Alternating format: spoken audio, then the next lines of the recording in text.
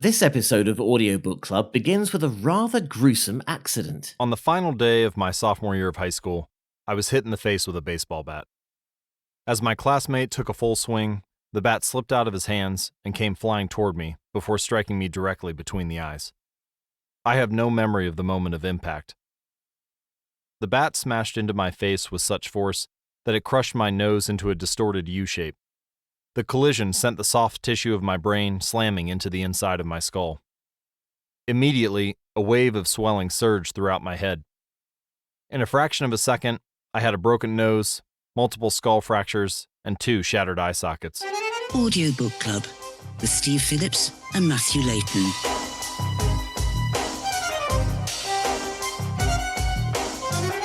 Well, if you're still with us after that pretty gruesome introduction, hello and welcome to Audiobook Club, the podcast about audiobooks that's full of good intentions. Now it has recovered from its festive hangover. And apologies, Matt, right off the bat, if my cold and is still hanging around there, making it sound like I really do have a hangover. But I'm still here, mind and spirit, ready to get some self-help with your help. I think starting with such a positive attitude is well, I think it's on brand, Steve. Many thanks. Well, I think as it's a brand new year of Audiobook Club, let's hop on that bandwagon of joining a gym for 3 weeks and never going again, despite taking out an annual subscription, and get into changing our lives forever. This week's book is Atomic Habits, Tiny Changes, Remarkable Results. It's been out for a long while, but it seems appropriate, doesn't it, to do this first week of January? Well, I don't know about you, Steve, but I kind of dread the virtual audiobook self-help aisle a little bit. Have you ever been down that road, whether audiobook or otherwise? Have you ever done anything in that department? I think I listened to 2 episodes of Headspace, with Mr. Puddicombe. I'm quite good at Headspace, actually, but yeah, in terms of, that sort of modifies your life rather than changing. You've never done the listening to the tapes or telling yourself in the mirror how great you are. No, it just reminds me of that Alan Partridge episode where he's lying down trying to relax, and he can't. He's relaxing to his own self-help tape, that in itself gets irritated by people's access not wiping and things. Obviously it dates it, of course, but no, not full on really. Yeah, I've got a certain amount of dread of it. As you know, I tried the Alan Carr How to Stop Smoking book a couple of years ago. Absolutely no effect whatsoever at all. Drove me up the wall. Ended up smoking as many a more. day. Yeah. Yeah, 2 on the go. Too stressful. You need a fag. Yeah. I have enjoyed also Darren Brown's anti-self-help books. Yeah. So Happy and Happier. Well, we have, haven't we? We've done that together, haven't we? We've done one of those. One of Darren Brown's. But it's an anti-self-help book. It's anti all of the if you dream your dreams, they will manifest themselves. And he basically says that's a load of bullcrap. And he ends up on the side of stoicism. I think it turned out eventually. But he's also given me a healthy fear of preachers who can lay their hands on you and cure your ills, and the magic potions that don't work that are supposed to come in self-help books. So I approached this one with a bit of trepidation, I think. You? Yeah, I think when I was reading it, I thought, I'd quite like some help now. Wouldn't mind some help. And so actually, I found this. Well, first of all, the first thing is, straight off the bat, it's only 5.5 hours long. And that's obviously that sort of thing. Oh, I can kind of get that sort of lick pretty quickly. So that's one positive about it. It's obviously quite a superficial point. But actually, as a self-help book, I always expect these things just to be. I mean, if this was an audiobook that was 10 hours long of advice, I just think, oh my goodness, it's like wading through. There'll be so many instructions and so many things to do, and then life just gets in the way. And you never do it. Then you get demotivated. But actually, the way he kind of broke down just changing the tiniest things about your life, so to the point that you don't even notice that you've changed them, I found quite accessible. The way he puts it across is very, very accessible, and so I actually found this really, really self-helpful.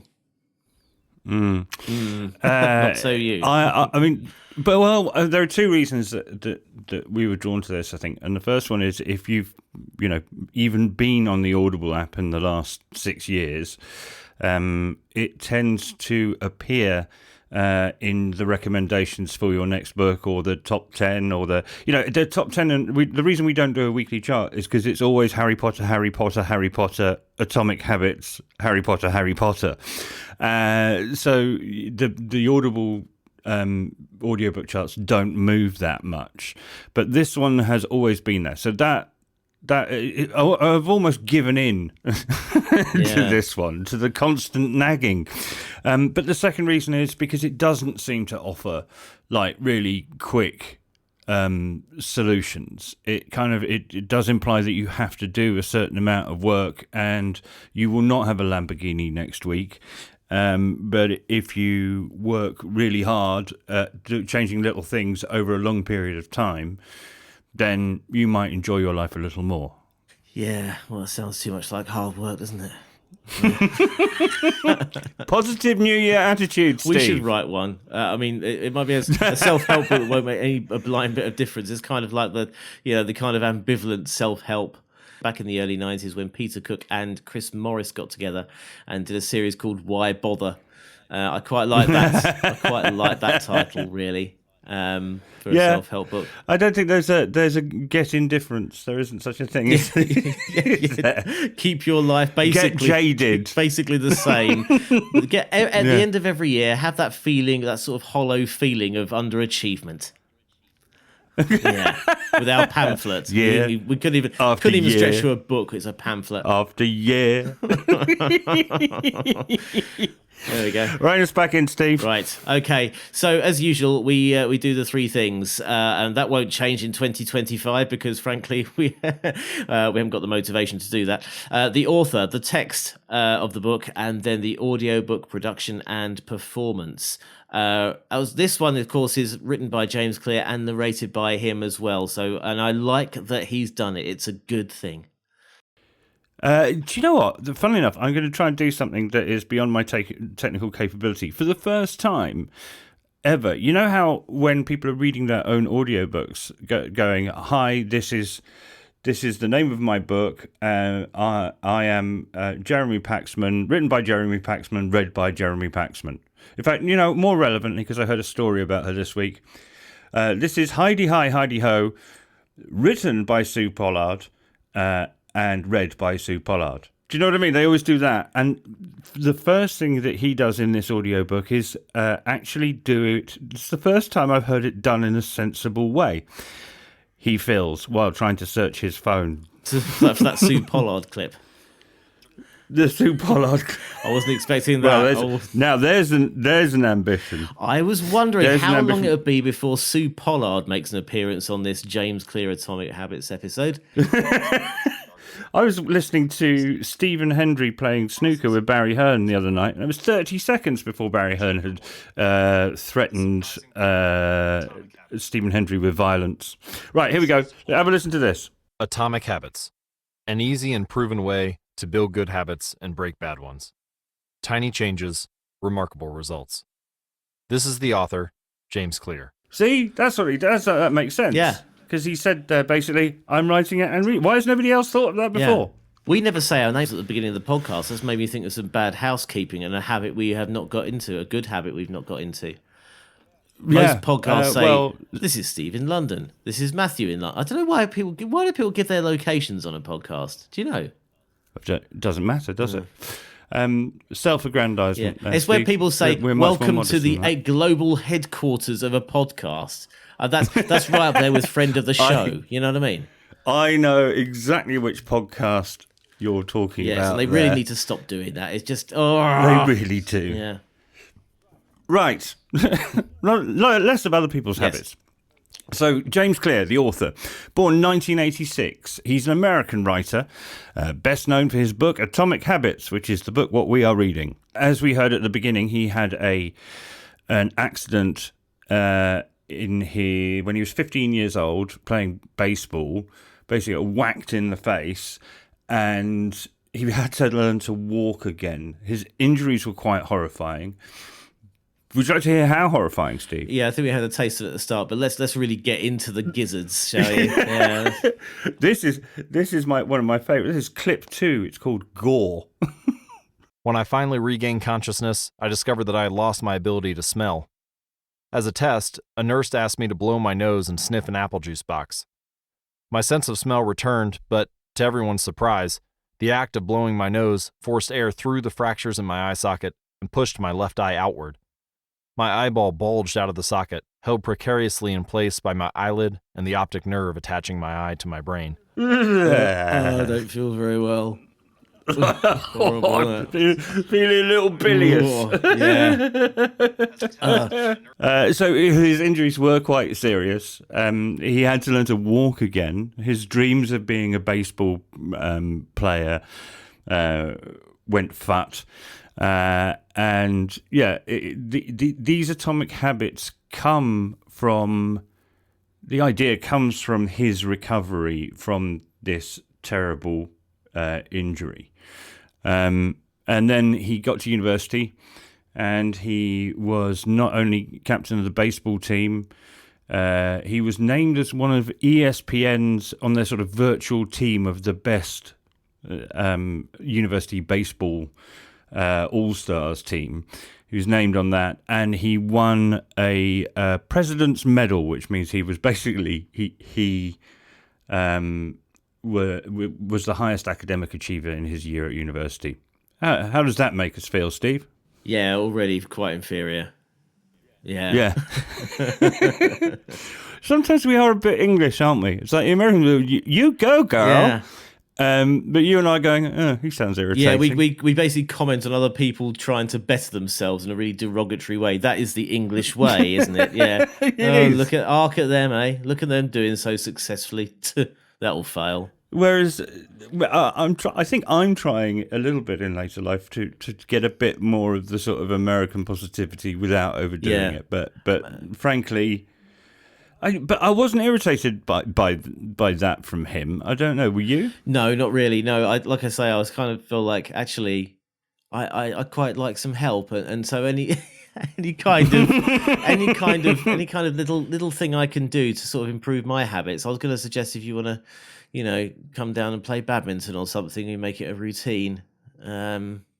But that's not really covered in this book. Really, he doesn't sort of say. Then I joined the gym. At no point he says I joined the gym in January and stopped going by the 16th of January. I managed to stay sober until the 10th of January, where a particularly irritating colleague led me to drink. Twice as many fags. Yeah, so the book is Atomic Habits. The line that sums it up is, habits are the compound interest of self-improvement. Yeah. That's the way I'd sum it up. Yeah, definitely. But we knew that. We knew that. We knew that. Yeah. Of course we knew that. What's he on about? So the idea is that rather than having a wish and making your dream come true, doing the goals-led stuff, what you need to do is actually set up your life so that good habits come easily. Almost making past you trick future you into doing good things. Regeneration. Yeah.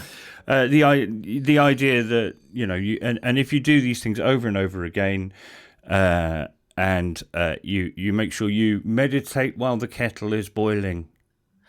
Yeah. Time to do that though. The thing is, lives are really busy, aren't they? I mean, it's and if you've got a particularly fast kettle, you've got the pressure of meditating. If it's that's the root of all my problems. And also if you have one of those quiet, because you can get like quiet kettles as well now that boil very quiet, don't make a big fuss that, hey, I'm boiled, everybody. You can over meditate and then your water will get cold. Anyway, I'm getting irritated by my own derogatory statements about meditation. Good. Yeah. So yes, the things we have to learn are life-altering outcomes. A handful of simple life hacks like habit stacking and the 2-minute rule, and it's all based on psychology and neuroscience, apparently. Here's his explanation of the system. A goal-oriented mindset can create a yo-yo effect. Many runners work hard for months, but as soon as they cross the finish line, they stop training. The race is no longer there to motivate them. When all of your hard work is focused on a particular goal, what is left to push you forward after you achieve it? This is why many people find themselves reverting to their old habits after accomplishing a goal. The purpose of setting goals is to win the game. The purpose of building systems is to continue playing the game. True long-term thinking is goalless thinking. It's not about any single accomplishment. It's about the cycle of endless refinement and continuous improvement. Ultimately, it is your commitment to the process that will determine your progress. So there. Do you know what? I didn't think this would be going this badly this quickly. What, the podcast or the book? Yeah. Or changing our lives? Yeah, both. I came into this with a positive attitude going, right, what's my conclusion going to be at the end? I think what we got to do is say that reading this book once is not enough. You've got to commit to it. Shall we come back at the beginning of next year and do an episode and see how we've done? Yeah. Maybe we have to commit to the process. We also have to go. Good idea. Well, it was. I think we can still do this. Maybe this time next year, January 2026, we review this book again and say, what did we do? Well, and again, it's more than the book, isn't it? Yeah. It keeps referring you to a website. I wonder what the printed copy of this book is like, because there are all sorts of diagrams and forms to fill in. Where I'm getting but in the audiobook version, you get, if you want to see this, go to jamesclear.com/diagram. You know what, though? I'm so on board with forms to fill. Now you're talking English, you know what I mean? That is the English way, filling in forms. There you go. That's it. Yeah. Is there any way we can do queuing? The Atomic Habits get together in London. Yeah. We'll have to queue round the back of a bus stop in Harlesden. Our American cousins say there's an app for that. We always say there's a form for that. Oh, bureaucracy is great. Yeah, and look, again, I feel the wheels gradually falling off this New Year podcast. That's a worry. Was it early January? I can't remember the day. But look, so I'll rein us back in with another clip. Hold on. How to create a good habit. The first law is make it obvious. Application 1.1, fill out the habit scorecard. Write down your current habits to become aware of them. Application 1.2, use implementation intentions by filling out the following formula. I will behavior at time in location. Application 1.3, utilize habit stacking by filling out a sentence like, after current habit, I will new habit. Design your environment by making the cues of your good habits obvious and visible. Does the audiobook bring anything to the party, Steve? Okay, so whereas if you read the printed book, you would have to maybe put the book down and enact on something. You can actually listen to the audiobook while you're self-helping yourself. That's not the right phraseology. You can do that, can't you? You can basically treat it like I think audiobooks work really well as cookbooks as well, you know. So as you're being explained to by Nigella or whoever you're listening to, you can be doing the action of the cooking, where rather than referring to the book, although some people might want to work that way. But I think you can do the same thing here. What do you think? I think, you know what you heard when I played that last clip, right? This is what I heard. How to create a good habit. The first law is make it obvious. Application 1.1, fill out the habit scorecard. Write down your current habits to become aware of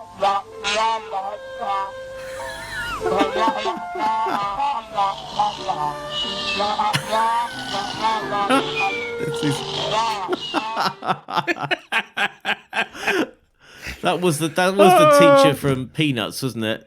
Yes, it was, of course, the teacher from Peanuts. I've never had an excuse to play that, ever. And you're going to use that every time we do a self-help book. You're going to play that.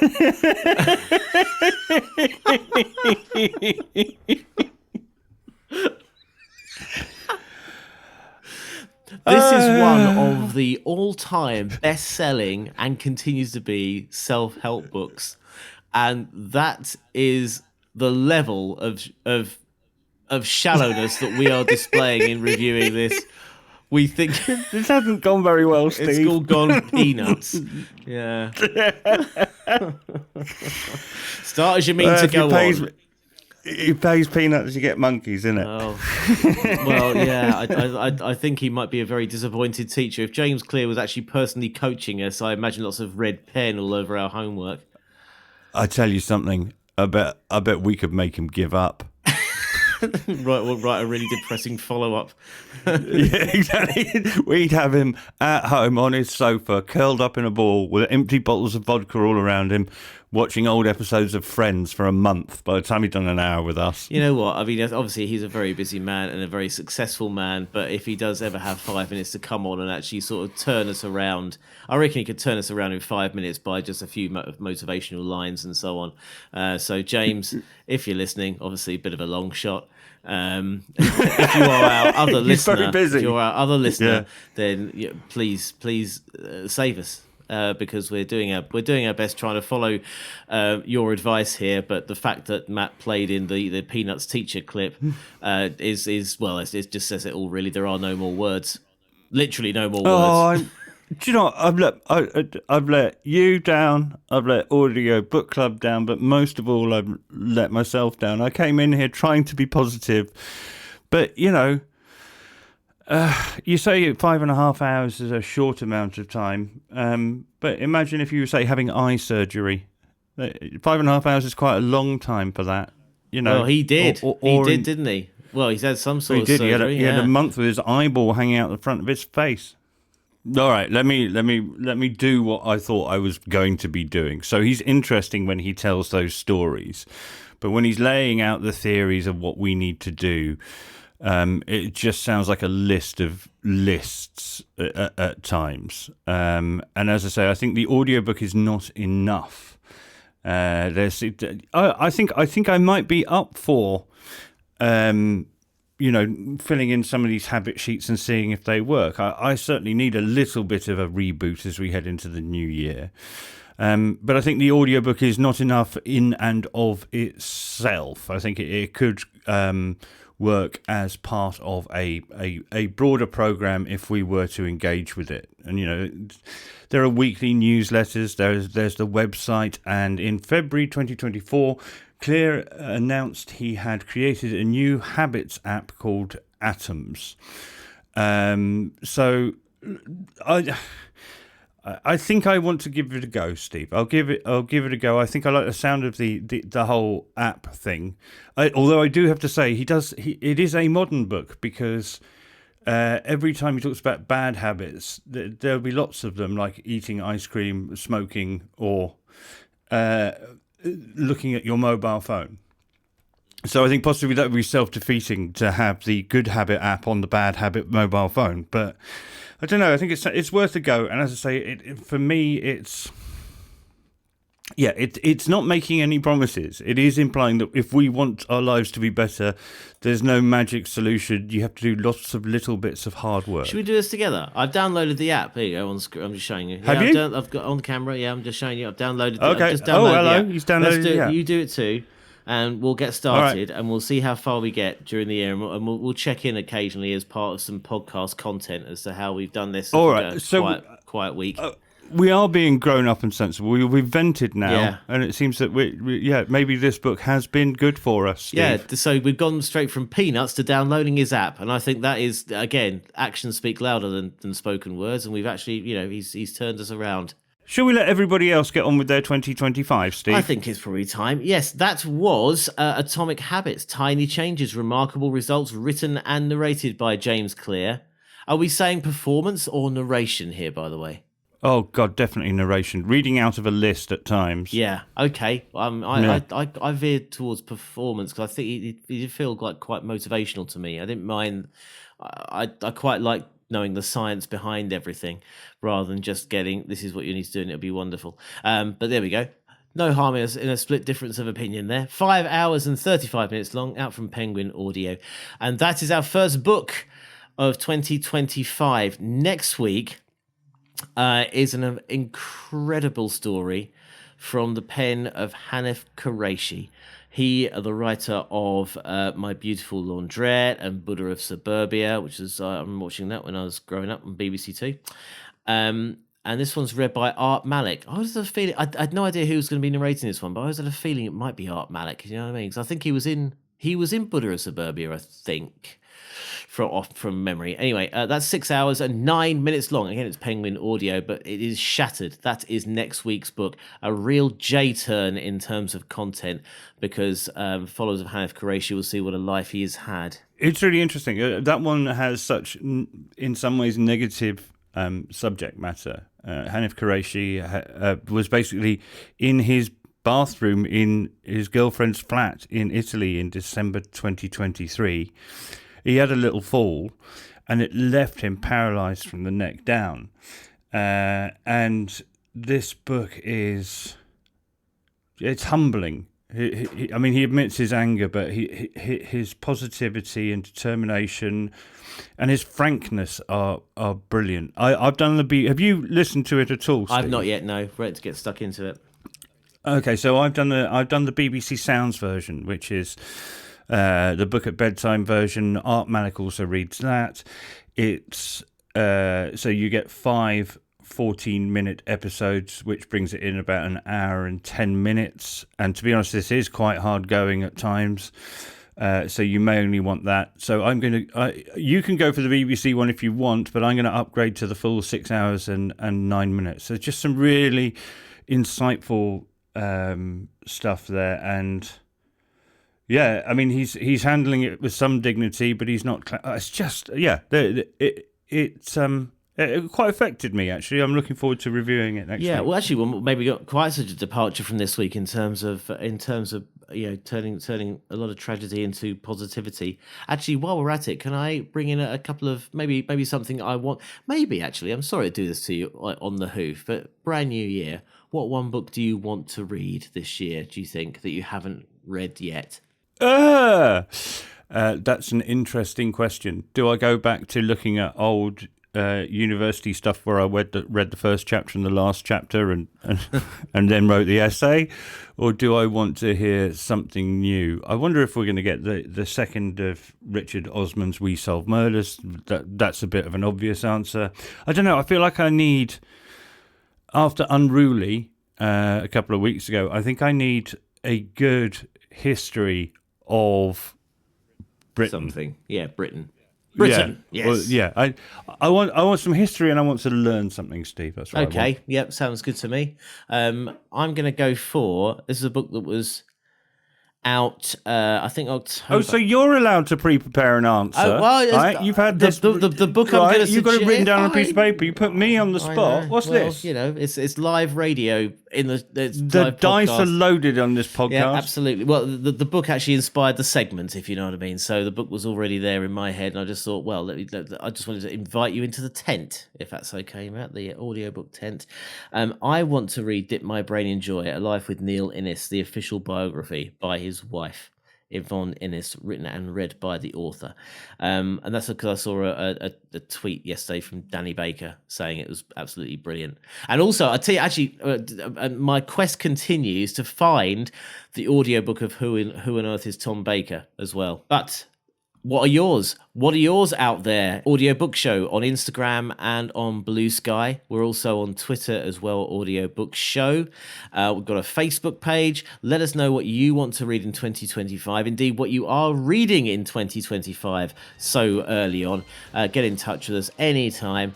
And we'll be sharing our thoughts and hopefully your thoughts as well on Shattered by Hanif Qureshi on next week's show. Until then, happy 2025, Matt, and good luck to both of us with our Atoms journey via the app with in-app purchases. Yeah, whatever. See you then. Ta-da.